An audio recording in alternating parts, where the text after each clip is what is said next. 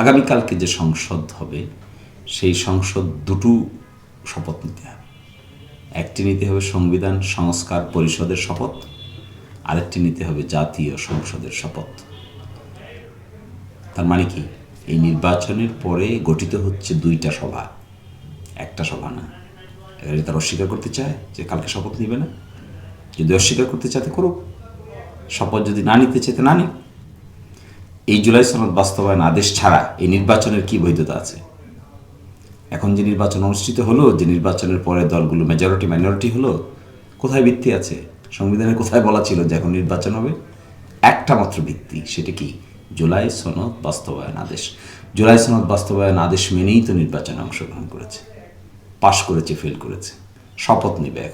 এখন যদি বলে আমি অমুক অমুকটা মানি, অমুক অমুকটা মানি না, তাহলে নির্বাচনে তো প্রশ্নবিদ্ধ হবে, শপথে প্রশ্নবিদ্ধ হবে, সরকার গঠনও প্রশ্নবিদ্ধ হবে, সবই উইল বি লিগালি চ্যালেঞ্জ। আমি মনে করি যদি বিএনপির লোকদের মধ্যে সত্যিকার অর্থে ফরসাইটনেস থাকে, দূরদর্শিতা থাকে, তাহলে এই সমস্ত ব্যাপারে কোনোটাতে হাত দেবে না।